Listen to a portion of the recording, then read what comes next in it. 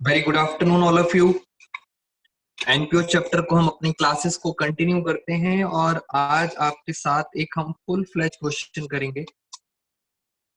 ये है question number 10 हमारे असाइनमेंट का और इसके अंदर मैंने ये कोशिश करी है कि मैं सारे के सारे पॉइंट्स इसमें कवर कर दूं, जिससे आपको बहुत अच्छी क्लैरिटी आ जाए कि सर हमें अगर कोई भी पॉइंट आता है तो हम किस तरह से उसको सॉल्व करेंगे। तो आज आपके साथ हम अपना क्वेश्चन नंबर 10 डिस्कस करने जा रहे हैं असाइनमेंट का। फटाफट पढ़ते हैं जरा। From the following receipts and payment account prepare income and expenditure account for the year ending 31 मार्च 2014। हमेशा आपको करंट ईयर पता होना चाहिए। ये ईयर 13 से स्टार्ट होगा और कब खत्म होगा 14। ये आपका कौन सा है? Current year. तो हम क्या करते हैं, सबसे पहले हम इनकम एंड एक्सपेंडिचर अकाउंट बना लेते हैं फॉर द ईयर एंडेड। यहाँ लिख लेता हूँ 31 मार्च 2014 और सेम बैलेंस शीट बना लेते हैं एज एट। बैलेंस शीट भी आपकी हम बना देते हैं करंट ईयर की 31 मार्च। और आपके लिए एक वर्किंग बना देते हैं।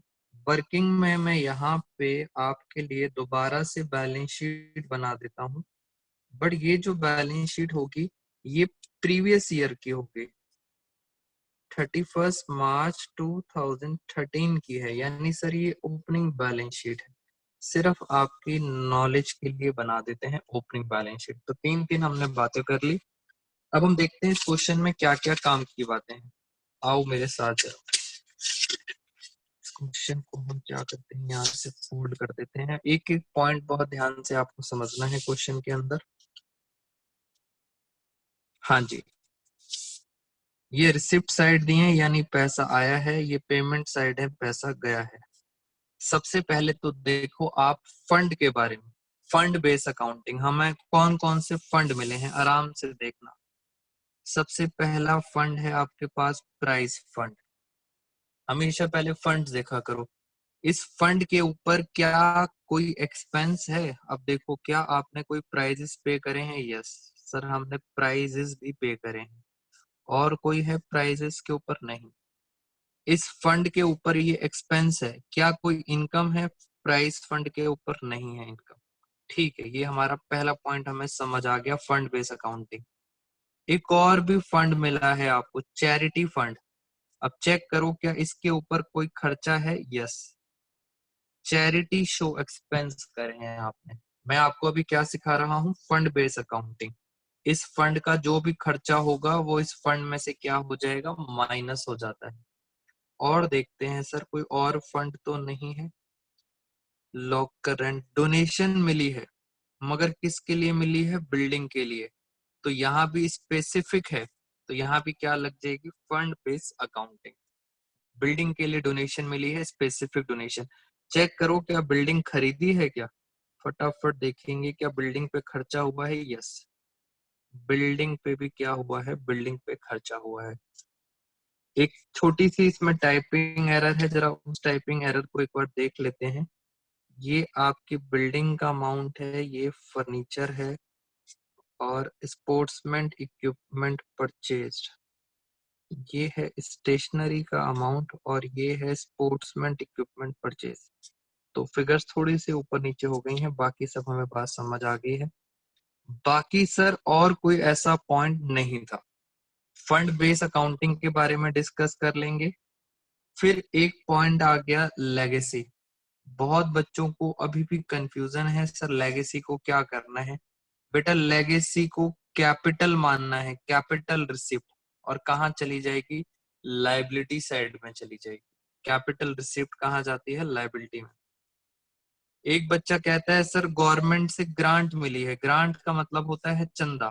गवर्नमेंट से मिला है, किसी से भी मिले, क्या कोई पर्पस क्लियर है? किस पर्पस के लिए मिला है? पर्पस क्लियर नहीं है, इसका मतलब ये जनरल है। और जनरल का मतलब होता है रेवेन्यू रिसिप्ट। रेवेन्यू रिसिप्ट का मतलब कहाँ जाएगा? इनकम में जाएगा। और तो सर इसके अंदर ऐसे कोई पॉइंट्स नहीं थे। ये छोटे छोटे से पॉइंट है, इनको भी समझ लेते हैं। ओल्ड फर्नीचर बेचा था जिसकी बुक वैल्यू थी 20,000। यानी 20,000 का फर्नीचर आपने 12,000 में बेच दिया, इसलिए आपको लॉस हो गया 8,000 का।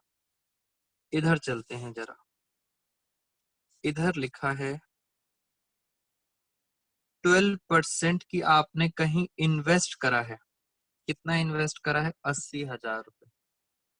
और वो परचेज कब करा था आपने? 1 जनवरी 2014।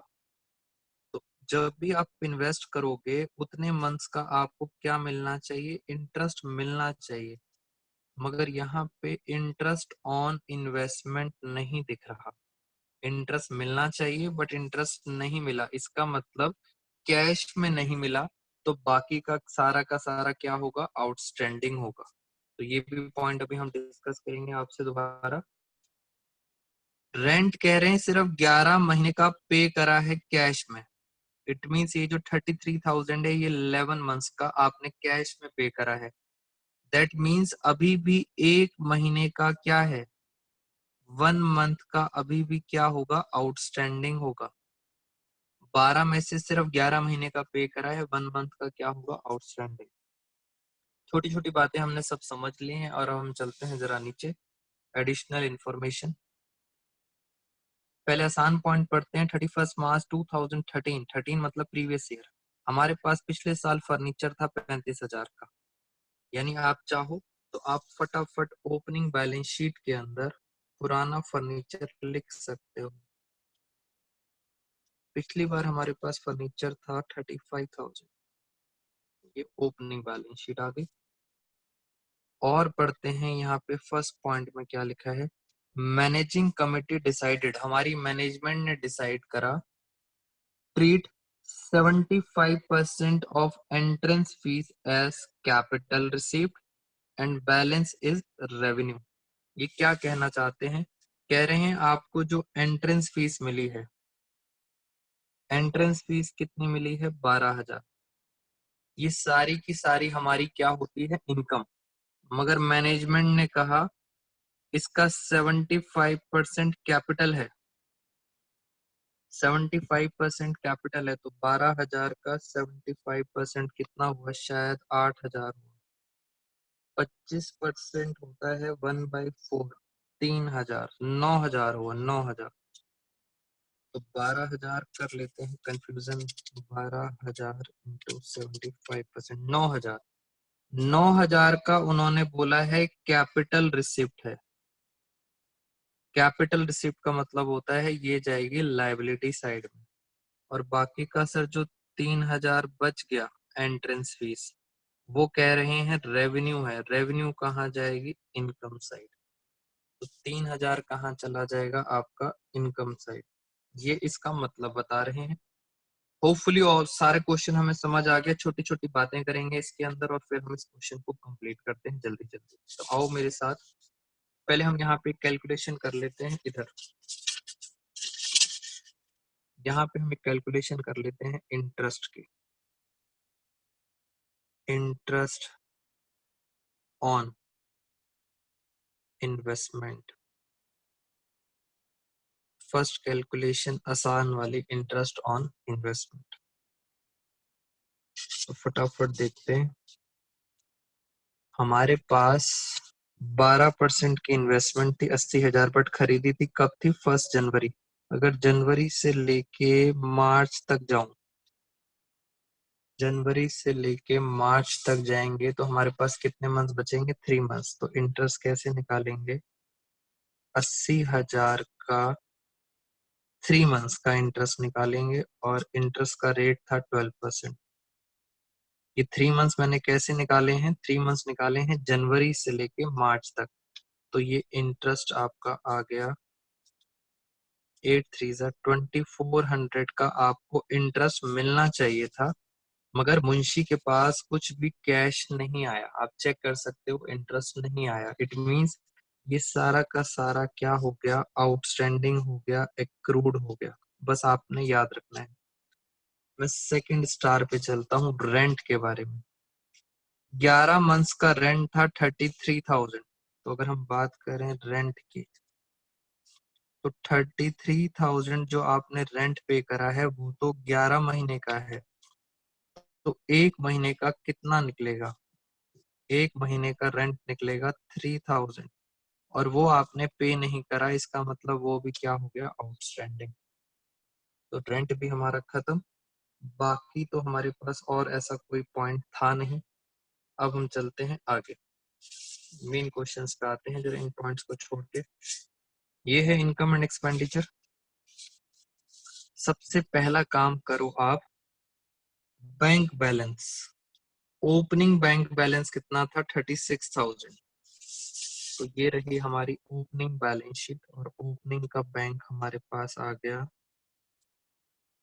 आराम आराम से क्वेश्चन करेंगे, इसके अंदर सारी फिगर्स आपको ध्यान से देखनी है। 36,000। फिर हम आगे चलते हैं। ये ओपनिंग है तो मैं यहाँ पे देख रहा था क्लोजिंग बैलेंस, और क्लोजिंग बैलेंस मुझे नहीं मिला। क्यों नहीं मिला? क्योंकि अगर आप ध्यान से देखो क्लोजिंग बैलेंस यहाँ पे है और लिखा है बैंक ओवरड्राफ्ट, नेगेटिव में आ गया। नॉर्मली बैलेंस यहाँ आता है पॉजिटिव में, यहाँ बैंक ओवरड्राफ्ट है। ओवरड्राफ्ट का मतलब आपकी असेट नहीं बनी इस साल की। ये जो बैलेंस शीट है इस साल की है और इस साल की क्या बन गई? लायबिलिटी। अगर यहाँ पे लिखा होता बैंक बैलेंस तो मैं उसको यहाँ पे दिखाता बैंक लिखकर, बट सर ये तो है ही नहीं, बैंक है ही नहीं, उल्टा बैंक ओवरड्राफ्ट है। कितना बैंक ओवरड्राफ्ट है? 10,000। तो ये भी पॉइंट खत्म। अब आगे चलते हैं जरा। Life membership fees capital receipt है, सबको पता है लाइफ मेंबरशिप फीस क्या है? Capital receipt. यहाँ पे आएगी life membership fees capital receipt, कितनी दे रखी है? 20,000। और आगे चलते हैं। सब्सक्रिप्शन, क्वेश्चन वैसे ही इतना लेंदी है तो सब्सक्रिप्शन की कोई एडजस्टमेंट नहीं है, नॉर्मल है सब्सक्रिप्शन। इनकम साइड में आ जाएगा normal subscription. It mean sir हर चीज मुश्किल नहीं डालते सीबीएसई वाले, सब्सक्रिप्शन सिंपल डाल दिया। नॉर्मल इनकम कितनी आ गई? 30,000 सब्सक्रिप्शन की इनकम। और चलते हैं लेगेसी। लेगेसी तो आपको पता ही है, मैंने अभी अभी बताया था। लेगेसी को क्या मानते हैं? कैपिटल रिसिप्ट, और वो हमारी कहाँ चली जाएगी? लायबिलिटी साइड में। Sale of old newspaper, normal income है, न्यूज़पेपर बेच के इनकम। सेल ऑफ न्यूज़पेपर, कितनी इनकम है? 5,000। अब आसान आसान पॉइंट्स बस हमें करने हैं। प्राइज फंड, प्राइज फंड भी है, चैरिटी फंड भी है, और मैंने आपको बताया था इनकी कैलकुलेशन कैसे करते हैं। मैंने यहाँ लिखा प्राइज फंड और यहाँ लिखा मैंने charity fund. Fund base accounting कहती है कि अगर कोई एक्सपेंस है तो एक्सपेंस इसमें से क्या कर देना? माइनस। चैरिटी का कोई एक्सपेंस है तो उसमें से भी क्या कर देना? माइनस। तो जरा ध्यान से देखते हैं। 18,000 का प्राइस फंड था और प्राइस कितने पे करे हैं? 12,000। तो 18 में से 12 गए, प्राइस फंड अभी भी कितना बचा है? 6,000। चैरिटी में ध्यान से देखो, चैरिटी 10,000 की थी मगर खर्चा कितना हो गया चैरिटी पे? 13,000। खर्चा ज्यादा हो गया, खर्चा ज्यादा हो गया तो मैंने आपको बताया था यहाँ नहीं आता। ज्यादा खर्चा हो गया इसका मतलब आप एक्सपेंस में दिखाओगे। चैरिटी शो एक्सपेंसेस, और ये कितना खर्चा हो गया? ये हो गया 3,000। ये कैसे आया है मैं यहाँ पे लिख के दिखा देता हूँ। खर्चा ज्यादा था, फंड में पैसा कम था। तो कोशिश करी गई है सारे के सारे पॉइंट्स कवर हो जाएं, एक एक छोटा छोटा पॉइंट। डोनेशन, नॉर्मल इनकम है डोनेशन, यहाँ पे डाल दी डोनेशन। कितनी डोनेशन है? 9,000। और चलते हैं। एंट्रेंस फीस, एंट्रेंस फीस के लिए तो इन्होंने बड़ी सारी बातें बताई थी और हमने अभी वर्किंग भी करी थी। कह रहे हैं इसका 25% इनकम मान लेना, ये देखो आप, और बाकी क्या मान लेना? लायबिलिटी। तो यहाँ लिख देते हैं, चैरिटी को काट के मैं यहाँ क्या लिख देता हूँ? एंट्रेंस फीस, और कितनी लिख देते हैं? 9,000। तो ये हमारी आ गई एंट्रेंस फीस। और चलते हैं आगे। गवर्नमेंट से ग्रांट मिली है, गवर्नमेंट ग्रांट कितनी मिली है? 20,000। सिंपल क्वेश्चन है, नॉर्मल इनकम है, गवर्नमेंट ग्रांट 20,000। फर्नीचर बेचा था 20,000 का 12,000 में, तो लॉस हो गया। Loss on sale of furniture. 12 में 20 में से 12 गए तो 8,000 का लॉस हो गया। फर्नीचर के बारे में मैं आपको और भी कैलकुलेशन करके दिखाना चाहता हूँ। इस साल का फर्नीचर, अब जरा ध्यान से देखना फर्नीचर कैसे निकाल लेंगे। पहले ये देखो, पिछली बार मेरे पास क्या कोई फर्नीचर था, तो मैं चेक करूंगा। यस, पिछली बार मेरे पास कितना फर्नीचर था? 35,000। प्रीवियस ईयर में था मेरे पास 35,000 का फर्नीचर। इस साल कितना बेच दिया? 20,000 का फर्नीचर आपने बेच दिया, तो माइनस 20,000। अब चेक करो क्या फर्नीचर और खरीदा है? यस, इस साल फर्नीचर और खरीदा है। कितना फर्नीचर खरीदा है? 50,000 का। तो अगर देखा जाए तो total furniture last balance sheet में कितना आएगा? 65। इतना था ओपनिंग, इतना है सेल और इतना है परचेज, तो फाइनली फर्नीचर कितना आ गया? 65,000। और आगे चलते हैं धीरे धीरे। फर्नीचर खत्म, लॉकर रेंट रिसीव हुआ है, इनकम है हमारी। लॉकर रेंट नॉर्मल इनकम है। लॉकर रेंट कितने की इनकम हो गई? 18,000। फिर आ गया है डोनेशन फॉर बिल्डिंग। बिल्डिंग के लिए डोनेशन है और बिल्डिंग खरीदी भी है 27,000 की। तो ये डोनेशन फॉर बिल्डिंग कहाँ आएगी? यहाँ आएगी। अभी हम इसको डाल देते हैं यहाँ पे, बिल्डिंग डोनेशन। बहुत ध्यान से समझना, इसमें एक पॉइंट छुपा है जो बच्चों की गलती हो जाती है। 70,000 की डोनेशन थी और बिल्डिंग कितनी खरीदी? 27,000 की। तो अब डोनेशन में पैसा कितना बचा? 30 और 4 43,000 का अभी भी क्या बचा है बिल्डिंग में? डोनेशन का अमाउंट। डोनेशन फॉर बिल्डिंग कितनी है? 43,000। एक पॉइंट छुपा है, मैं अभी आपको बताऊंगा। जब भी बिल्डिंग खरीदते हैं, असेट खरीदते हैं, तो उसमें से जितने की हम असेट खरीद लेते हैं वो बिल्डिंग फंड में से तो कम हो जाता है, और साथ साथ हमारी एक चिंता खत्म हो जाती है। चिंता इन द सेंस, ये पैसा कहाँ चला जाता है? कैपिटल फंड के अंदर चला जाता है। तो वो अभी कैपिटल फंड वाला पॉइंट आने वाला है। अभी तो मैंने सिर्फ आपको बिल्डिंग डोनेशन करके दिखाई थी।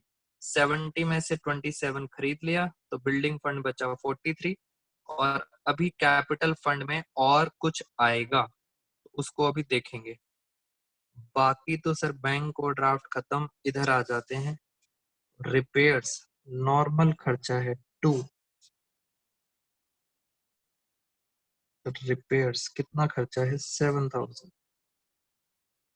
रेंट, रेंट को अब आपने मेरे साथ साथ समझना है ध्यान से। रेंट प्लस आउटस्टैंडिंग, 33,000 का तो रेंट था हमारे पास, प्लस 3,000 का अभी भी आउटस्टैंडिंग है, हमने निकाला था। और क्योंकि ये आउटस्टैंडिंग है तो ये कहाँ चला जाएगा? ये आउटस्टैंडिंग चला जाएगा बैलेंस शीट के अंदर। 3,000 का रेंट अभी भी आउटस्टैंडिंग। और चलते हैं। 12% इन्वेस्टमेंट खरीदी है 80,000 की, तो फटाफट यहाँ डाल देते हैं 12% इन्वेस्टमेंट। कितने की इन्वेस्टमेंट खरीदी है? 80,000 की। और इस इन्वेस्टमेंट के ऊपर कुछ इंटरेस्ट अभी तक एक्रूड है, एक्रूड इंटरेस्ट। इसका मैं डबल इफेक्ट डालूंगा। एक्रूड इंटरेस्ट अगर आपको याद हो, मैंने यहाँ पे निकाल के दिखाया था, 2,400 रुपये एक्रूड था, तो यहाँ भी आ गया 2,400 रुपये। और एडजस्टमेंट है तो हम यहाँ भी दिखा देंगे एक्रूड इंटरेस्ट। 2,400 रुपये क्या है? आउटस्टैंडिंग था। और आगे चलते हैं। सैलरी, सिंपल सैलरी, मैंने यहाँ लिखा सैलरी। सैलरीज कितनी? सैलरीज हैं 7,000। इट मीन सर क्वेश्चन लेंदी है और सारे पॉइंट्स कवर हैं। प्राइस खत्म, चैरिटी खत्म। Upkeep of land, upkeep of land का मतलब होता है देखभाल करना। अपकीप ऑफ लैंड, लैंड की देखभाल करना, और उसके ऊपर जो माली होता है वहां का, जो भी केयर टेकर होता है, उसको हमने 6,000 रुपये दिए। स्पोर्ट्स इक्विपमेंट खरीदा है, इक्विपमेंट हमारी असेट होती है, इक्विपमेंट खरीदा है 55,000 का, तो यहाँ लिख देते हैं स्पोर्ट्स इक्विपमेंट कितने का खरीदा है, 55,000 का असेट है हमारी। और चलते हैं, स्टेशनरी खरीदी है। याद करो स्टेशनरी होती है कंज्यूम्ड, मैंने आपको कंज्यूम्ड का फॉर्मूला बताया था, opening stock plus purchases sale minus closing stock, ऐसे करके। यहाँ पे कुछ भी नहीं है तो स्टेशनरी सारी की सारी क्या हो गई, कंज्यूम्ड। यहाँ लिख देते हैं टू स्टेशनरी कंज्यूम्ड हो गई है। कितने की स्टेशनरी थी, 8,000। लो सर, ये वाला भी पॉइंट खत्म। फर्नीचर आ चुका। बिल्डिंग खरीदी है 27,000 की, बिल्डिंग खरीदी है तो बिल्डिंग भी यहाँ लिख देते हैं। आपने बिल्डिंग खरीदी है 27,000 की। बस एक पॉइंट रह गया है कैपिटल फंड वाला, जिसपे मैं यहाँ पे स्टार लगाऊंगा। ये ही एक पॉइंट है कि सर कैपिटल फंड में क्या करना है। उससे पहले जरा इन अकाउंट्स को क्लोज करते हैं, मेरे साथ साथ अब जरा आप देखना। सबसे पहले मैं इनकम एंड एक्सपेंडिचर क्लोज करने जा रहा हूँ। बस कैलकुलेशन की बात रह गई है। चैप्टर खत्म, क्वेश्चन भी खत्म। बड़े बड़े क्वेश्चंस आपके साथ कर रहा हूँ जिससे आपको थोड़ा सा कॉन्फिडेंस आ जाए। तो हम चलते हैं पहले इधर। 30,000, 5 और 9, 5 और 9 होते हैं 14, 14 और 3 होते हैं 17। तो 17,000 और प्लस कर दिया हमने। 20 और 38,000 और 2400। तो ये हमारे पास आ रहा है 87,400। यहाँ भी आ गया 87,400। चेक करते हैं टू सरप्लस कितना आएगा, तो फटाफट माइनस करना स्टार्ट करते हैं। 8 और 3 11,000 माइनस 33 और 7 40 और 43,000 माइनस 7 और 6 13,000 माइनस फिर 8,000 माइनस।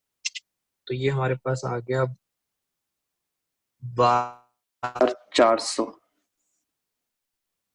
हमारे पास फाइनली कितना आ गया, 12,400। ये हमारे पास आ गया सरप्लस। सरप्लस कहाँ चला जाता है, बैलेंस शीट के अंदर। पहले हम क्या करते हैं, अब हम पुरानी बैलेंस शीट को टैली करते हैं। ये पुरानी बैलेंस शीट है, ओपनिंग बैलेंस शीट। जो भी डिफरेंस आया इसको आप बोलोगे कैपिटल फंड। 30 और 30 कितना हो गया, 60। 71,000 हमारा क्या हो गया, कैपिटल फंड। तो ये भी खत्म। मैं यहाँ पे लिख देता हूँ हमारे पास बस अब लास्ट कुछ मूवमेंट्स रह गए हैं, और आपके पास कैपिटल फंड आ रहा है 71,000। सरप्लस जो होता है इसमें ऐड हो जाता है सरप्लस।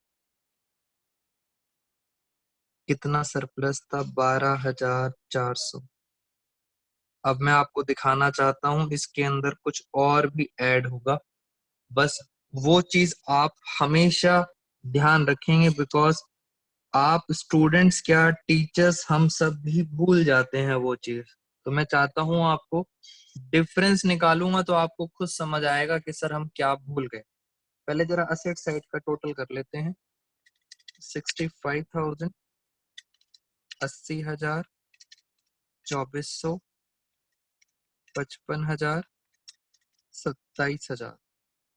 ये आ रहा है आपका टोटल 2,29,400। बस ये टोटल इसके बराबर आना चाहिए। अब जरा करके देखते हैं माइनस, ध्यान से। 10 और 20 30,000, 28,000, 6 और 9 15,000,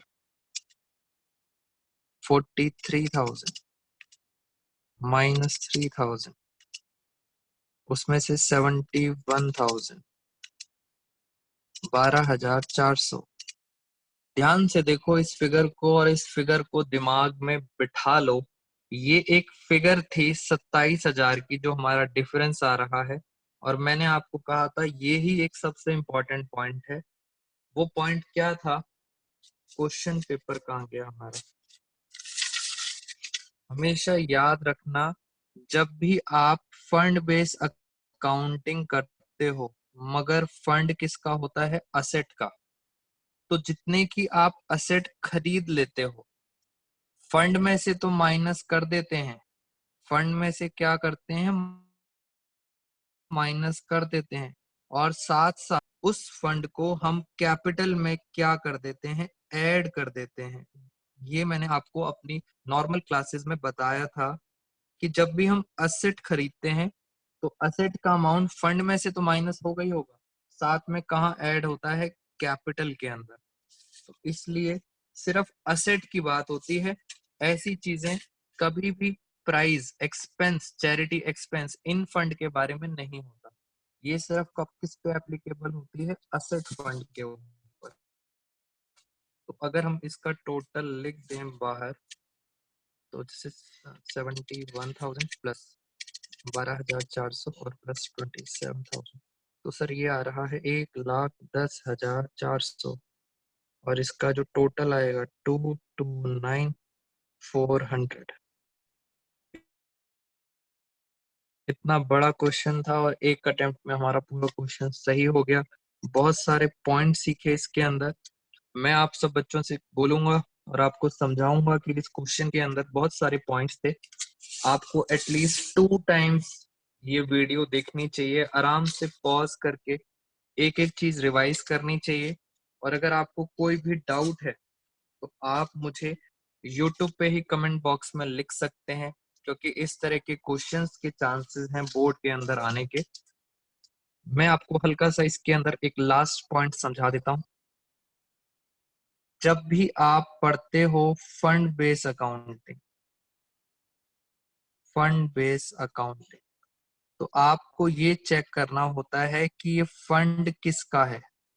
अगर ये फंड किसी एक्सपेंस के लिए है, जैसे prize fund, charity fund, sports fund, tournament fund, तो उसमें तो सीधा एक्सपेंस को क्या कर देते हैं? माइनस कर देते हैं।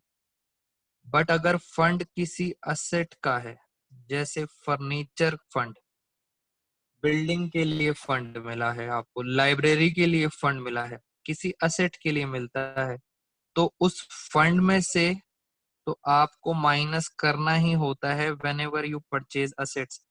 साथ साथ जो इम्पोर्टेंट पॉइंट था वो ये था, कैपिटल फंड में भी हमें इसे क्या करना पड़ता है? प्लस करना पड़ता है।